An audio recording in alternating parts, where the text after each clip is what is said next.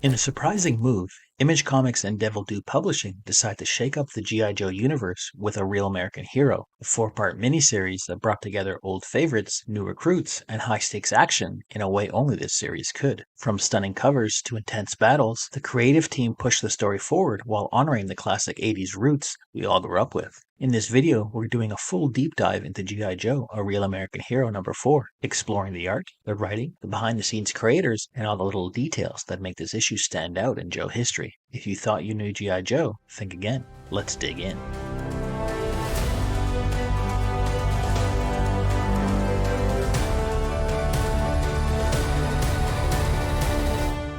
Cobra, the evil terrorist organization determined to rule the world, is rising out of the ashes. The separate groups form a new alliance under Destro's leadership. We learn that Destro is in fact Alexander McCullen, Destro's son in disguise. The real Destro has seemingly fallen ill. The American government gets hold of Cobra's reactivation and immediately reinstates G.I. Joe, an elite task force dedicated to stopping the Cobra threat. But is it too late? The first raid on Zartan's headquarters does not go as planned, and most of the Joes, old and new, are infected by Destro's latest weapon, microscopic Nano-Mites that can alter both objects and living things. The Joes all become terribly ill, while Destro's plan is fully unveiled. These Nano-Mites are already spread far and wide across the United States, and all Destro needs to do is activate them. As this issue starts, widespread blackouts are reported coast to coast. The Nano-Mites destroy military technology and weapons. Major Blood leads his Cobra Vipers to attack convoys carrying supplies to the victims of the blackouts. The supplies are later carried to the cities by Cobra convoys, which earns them the people's trust. At Wright-Patterson Base, Lifeline sees the Joes infected by the Nano-Mites and is losing hope, until he discovers he can make the Nano-Mites become replicas of the same blood cells they have been destroying. But in order to do that, he needs Mainframe to find and interfere the satellite signal that controls them. Near Washington, D.C., the Joes head into battle, led by Duke. As they await the Cobra army, Cobra Vipers shoot Nano-Mites into the air, destroying Joe weapons and severely limiting them. Mainframe and new Joe recruit Firewall receive a message repeating the word Cajun, followed by a sequence of numbers. They discover that Cajun is a multinational satellite system, and even though the caller did not identify himself, the master database recognizes his voice as Cobra Commander.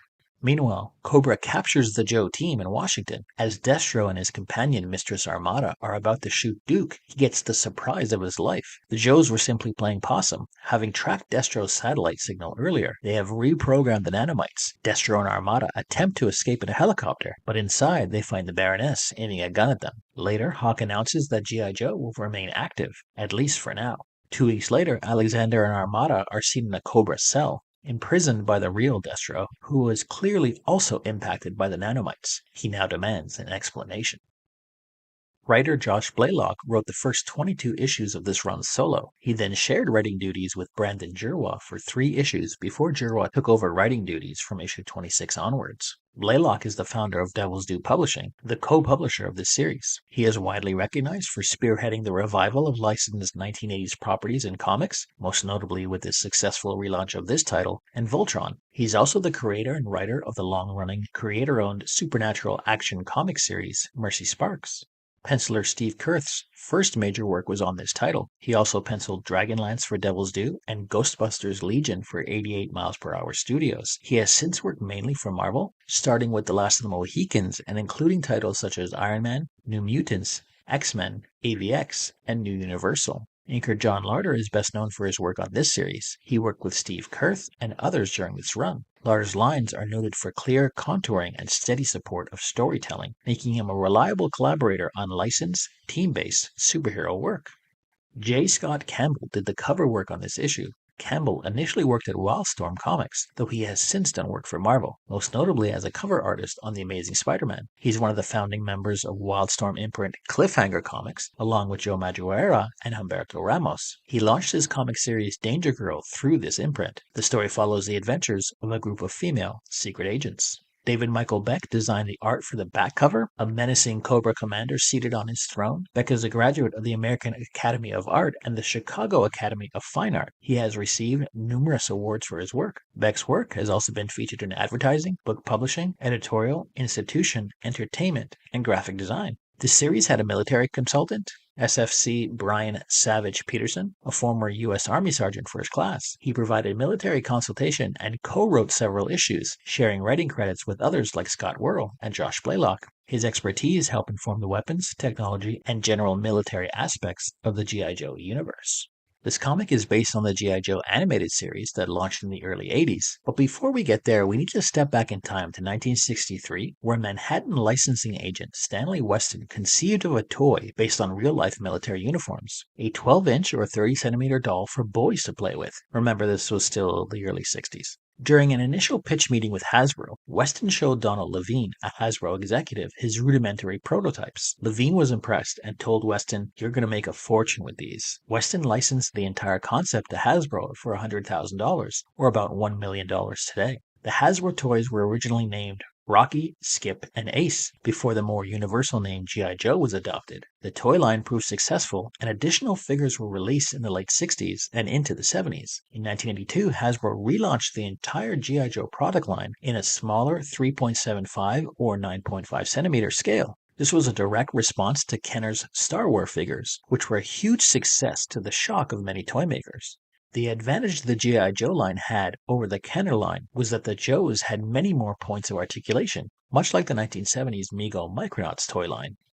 The practice of including mini comics with every figure started with the smaller action figure line. The 12-inch figures had storybooks or separate catalogs in some cases. The 1982 launch saw the addition of an animated television series and an ongoing comic book sold at newsstands. G.I. Joe's increasing popularity supported an array of spin-off merchandising that included posters, t-shirts, video games, board games, and kites. The history of the G.I. Joe as a comic is also an interesting one. The success of the main comic title in 1982 led Marvel to produce a secondary title, G.I. Joe Special Missions, which lasted 28 issues. The main series released its final issue, number 155, in December of 1994, coinciding with the end of the Real American Hero toy line. In July 2001, Devil's Due Publishing acquired the rights to G.I. Joe and released this 4-issue limited series. Strong sales led to this title being upgraded to ongoing, and Devil's Due also published other G.I. Joe titles outside the existing continuity. Devil's Due license with Hasbro expired in 2008.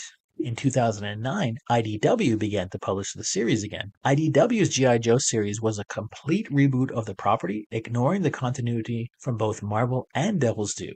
And eventually it was folded into a shared Hasbro comic book universe with other Hasbro-based titles published by the company, such as Transformers. The G.I. Joe Real American Hero series, originally published by Marvel in the 80s and 90s, was revived as an ongoing series in May of 2010 with a special number 155.5 issue, and followed by number 156 onwards in July of 2010. The series directly picks up from the end of the Marvel Comics series and ignores Devil's Due continuity completely. In 2022, it was announced that IDW lost the rights to G.I. Joe. Cut to 2023, Skybound Entertainment announced they had acquired the rights to G.I. Joe and would be launching a new shared universe, the Energon universe, that would include G.I. Joe, Transformers, and a new original property, Void Rivals. The first G.I. Joe comic as part of this universe was launched in December of 2023. It was also announced that they would resume publishing A Real American Hero with issue number 301 in November of 2023, picking up where the IDW revival had left off.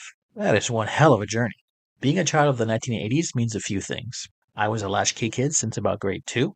Saturday morning cartoons were a huge part of my weekend, but more importantly, the after-school cartoon block of G.I. Joe, Transformers, and He-Man was the highlight of my day. This Image comic packs in all the nostalgia it can hold, bringing back all the major players from the cartoon series. 7 years have passed since their last adventure, and some of the shows are a little worse for wear. I enjoyed how this was addressed in a realistic manner. It gives Image an opportunity to market this comic to diehard fans, while also introducing us to new Joe recruits. The 4-issue miniseries packs a lot of punch, pun completely intended, in a short time span. The revival of Cobra and the Joes, the fake Destro reveal, plus the backstabbing of Cobra Commander, a countrywide blackout, plus an ensuing battle in front of the White House. I commend Blaylock's writing. It really helped push the story along.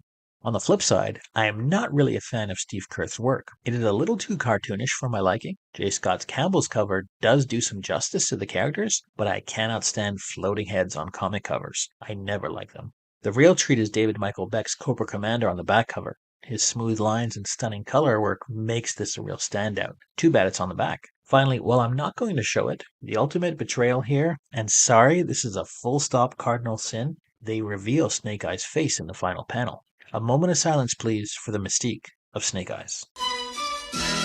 G.I. Joe will return after these messages. Now, back to G.I. Joe. On PriceCharting.com, mint versions of number 4 from the initial 4-run miniseries is currently priced at $46. Meanwhile, I have found issues 1 through 4 of unknown quality selling for $30 on eBay as a package deal. In 1992, McFarlane formed Image Comics with 6 other popular artists. Now, if you wanted a Mount Rushmore of 80s and 90s comic artists, this would be it. Eric Larson, Jim Lee, Rob Liefeld, Willis Portacio, Mark Silvestri, and Jim Valentino. By the late 90s, Image had garnered a reputation as a publisher of exciting, energetic content. They continued to branch out, adding titles such as Brian Michael Bendis' Jinx and Matt Wagner's Mage to the company's lineup in 1997, while Valentino's Shadowline imprint published more than 12 black and white titles, including his own A Touch of Silver. Creators paid a flat fee of $2,000 to Image and $500 to Shadowline for administrative costs, and kept all other proceeds from the sales, as well as all intellectual property rights. In 1999, Jim Valentino was named the company's publisher. He is often credited for making Image Comics into the diverse publisher that it is seen as today. In the early 2000s, a number of imprints not owned by Image partners began publishing licensed material through Image, as in this case with Devil's Due Publishing and G.I. Joe. MV Creations launched a new Masters of the Universe series in 2002. Udon Entertainment began publishing a series based on the Street Fighter video game franchise just a year later. In 2001, an estimated 5.7 million comics were sold. Image was the third highest selling behind Marvel and DC, selling over 396,000 copies. The top 5 titles of the year were DC's Dark Knight Strikes Again, followed by Marvel's Wolverine: The Origin, New X-Men, Uncanny X-Men, and Ultimate X-Men. The top 5 selling comics were Dark Knight Strikes Again number 1, Wolverine: The Origin number 5, New X-Men number 121, Uncanny X-Men number 401, and Ultimate X-Men number 13. For Image themselves, the top 5 sellers of the year were Spawn 117, Rising Stars 17, Tomb Raider Journeys number 1, Midnight Nation number 9, and Powers number 17. No G.I. Joe titles made the list. There were very few advertisements in this issue, but one well-placed ad was for SmallJoes.com, an action figure e-com store selling all types of figures, parts, and other G.I. Joe paraphernalia. They're still in operation today. The other half-page ad was for Destination Entertainment, a marketing and design firm for the entertainment industry. They list an AOL email and a fax number in the ad, so, retro. Image had several promotions for their other titles, including Noble Causes, Athena Inc., Savage Dragon's 100th issue, and the next installment of the Joe series with number 5, plus G.I. Joe Battle Files, which was a 3-issue limited series of profile books that feature insights into the major characters in the G.I. Joe universe, details on the vehicles used by both Joe and Cobra, as well as materials giving the histories and command structures of both organizations. Devil's Due would later publish an updated profile book with G.I. Joe Data-Desk Handbook. Since the majority of the action takes place at the White House, I decided to find a comic shop as close as possible. If you're ever in the area, I recommend checking out Phantom Comics, located at 2010 P Street Northwest in Washington, D.C., or check them out at phantomcomics.com. And that's it for our deep dive into G.I. Joe, A Real American Hero number 4. If you enjoyed this breakdown, make sure to smash that like button, hit subscribe, and ring the bell so you don't miss any future comic dives. Trust me, you don't want to miss what's coming next. And as always, don't forget to read the freaking comics.